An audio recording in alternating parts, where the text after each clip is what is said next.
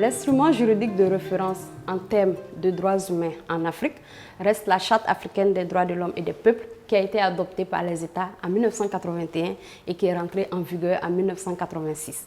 Mais ce qu'il faut noter, c'est que la Charte a été adoptée dans un contexte très particulier. Donc les dispositions sur les droits humains que vous trouvez dans la Charte sont des dispositions un peu vagues. Mais ce qui est pertinent avec la Charte, c'est que l'article 66 permet aux États d'adopter des protocoles et également des accords particuliers pour pouvoir compléter la Charte. C'est dans cet esprit-là que les chefs d'État se sont réunis en 2003 pour adopter le protocole à la Charte africaine des droits de l'homme et des peuples relatif aux droits des femmes, communément connu sous le nom de protocole de Maputo, parce que adopté en Mozambique. Et le protocole est rentré en vigueur en 2005. Jusqu'en date de juillet 2017, sur les 154 États, 39 avaient ratifié le protocole de Maputo. Et le protocole contient 32 articles vraiment complets qui portent sur nos droits à nous. C'était vraiment le texte salutaire en Afrique, parce que pour une fois, les chefs d'État se réunissent pour adopter un texte qui parle de nos droits. D'ailleurs, l'article 14 du protocole, intitulé « Le droit à la santé et aux fonctions reproductives » est un article très complet qui invite les États à respecter davantage le droit à la santé sexuelle et reproductive, qui comprennent le droit à décider de sa fécondité, le droit de choisir librement d'avoir le nombre d'enfants souhaités et également le droit d'avoir accès aux méthodes contraceptives de son choix, à la femme d'avoir accès aux méthodes contraceptives de son choix et également d'avoir l'information sur la planification familiale. La ratification n'est autre chose que la confirmation, donc la reconnaissance. Et outre le protocole de Maputo, sur le plan international, nous pouvons citer plusieurs autres textes que nos États ont signés et ratifiés. Je m'en vais donner pour exemple le pacte de décembre 1966 relatif aux droits économiques, sociaux et culturels et également la convention sur l'élimination de toutes les discriminations à l'égard des femmes de 1979. Alors, pour en venir à la pratique, quelques moments les plus importants du débat sur la reconnaissance officielle des droits reproductifs, c'était en 1994. C'était vraiment très beau de voir 165 États se réunir à Caire pour définir ce que c'est que la santé de la reproduction. Ils ont unanimement décidé, définir la santé comme un droit de la personne humaine. Et outre Caire, il y a aussi les engagements de Londres en 2012 sur la planification familiale, où nos États se sont réunis pour prendre les engagements en faveur des programmes de planification familiale.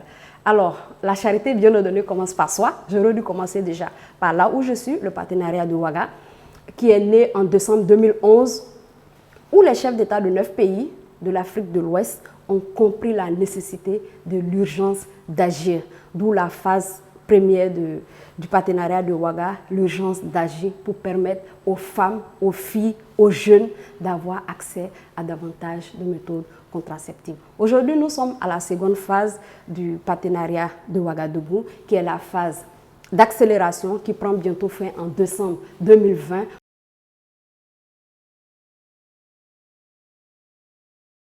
Je trouve que les obstacles se situent à plusieurs niveaux. D'abord, au plan légal et politique, je parlais tantôt du protocole de Maputo qui est rentré en vigueur en 2005, 2020, 15 ans que ce protocole-là est rentré en vigueur. Mais malheureusement, l'on constate une lenteur dans la mise en œuvre. Pour la plupart dans nos États, elle reste lettre morte. Et l'autre défi aussi, c'est l'absence d'une pleine justiciabilité des droits liés à la santé sexuelle et reproductive. Il y a très peu de justiciabilité et cela alimente les violations. L'autre défi aussi est en lien avec la représentativité des femmes. Peu de femmes prennent part à l'élaboration des lois. Donc, malheureusement, ceux qui sont là ne mettent pas forcément en avant les priorités de nos droits, ne savent pas ce qui est prioritaire pour nous les femmes. Aussi, il y a quelques lacunes au niveau des lois sur la santé de la reproduction. Aujourd'hui, ce que l'on remarque, c'est que dans certains pays, il n'y a même pas de loi sur la santé de la reproduction. C'est le cas de la Côte d'Ivoire, qui jusque-là n'a pas de loi. Et dans certains pays où la loi existe depuis 2005, elle reste lettre morte. C'est le cas du Sénégal, où il y a une loi qui a été adoptée, mais malheureusement qui peine à être mise en œuvre parce qu'il n'y a pas de décret d'application de cette loi. Sur le plan sanitaire, il y a des défis quant à l'accessibilité. L'accessibilité géographique, qui constitue un réel défi pour les femmes et les jeunes. L'accessibilité financière également. Aujourd'hui, les données font état d'une proportion de femmes qui souhaitent retarder leur grossesse ou même ne pas en prendre du tout ou avoir beaucoup plus d'enfants que ce qui a été prévu, mais malheureusement, les moyens manquent. Et les jeunes, j'aimerais m'appesantir sur les jeunes, cette tranche d'âge-là qui rencontre beaucoup de difficultés quant à l'accès. Parce que sur le plan social, les pesanteurs socioculturels font de la sexualité des jeunes un tabou. Silence total, on n'en parle pas. Aucune éducation sur la sexualité et les jeunes font face à beaucoup de défis. Les défis connus, visibles, ce sont des grossesses précoces, des grossesses non voulues, mais il y a également les IST, puisque les jeunes n'ont aucune information sur la santé de la reproduction. Et malheureusement, c'est un spectre qui continue. Cela entraîne la violation d'autres droits, tels que le droit à l'éducation, tels que le droit à l'autonomisation. Parce que vous ne pouvez pas dire que vous faites la promotion de l'autonomisation des jeunes filles si cette fille-là n'a pas eu la chance de continuer l'école parce qu'elle a contracté une grossesse en cours de route.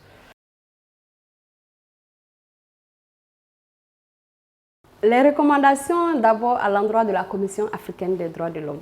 La Commission africaine fait déjà un excellent travail, mais je donnais tantôt les chiffres de ratification du protocole en date de juin 2017. Nous voyons que sur 54 pays, seulement 39 l'ont ratifié et il reste du boulot à faire pour inciter les autres États à signer et également à ratifier le protocole. Donc à la Commission africaine de mener des campagnes de ratification du protocole de Maputo. Mais pas seulement s'en arrêter là, parce qu'un corps de texte, un instrument juridique, quelle que soit sa beauté, s'il n'est pas mis en œuvre, il reste lettre morte. Alors, ce que je recommande aussi, c'est de mener des campagnes dans la région pour la mise en œuvre.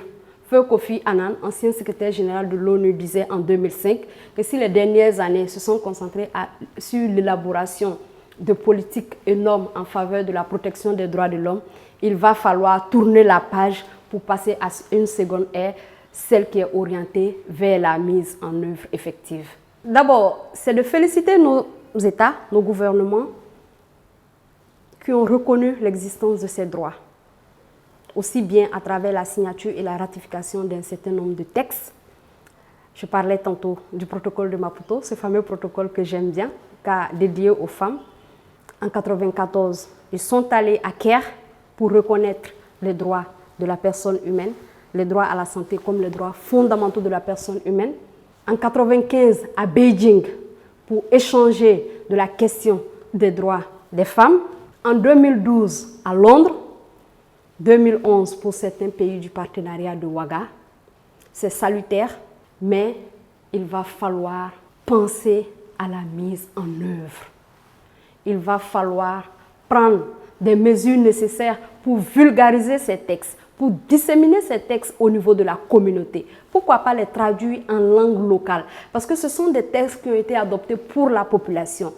Les femmes de la communauté rurales ne maîtrisent pas forcément ce que c'est le protocole de Maputo, n'ont peut-être aucune connaissance de l'existence de cet article 14 du protocole de Maputo. Donc il y a lieu de pouvoir traduire ces textes en langue locale pour les disséminer auprès de la communauté pour une meilleure appropriation. Et j'invite également les États à allouer davantage de ressources au secteur de la santé. En 2001, nos États se sont réunis à Abuja pour accorder 15% du budget national au secteur de la santé. Aujourd'hui, cet engagement peine à être réalisé. Donc, que les États puissent prendre les mesures nécessaires pour faire de cet engagement une réalité pour le bonheur de nous les femmes, pour le bonheur des jeunes, pour le bonheur des enfants.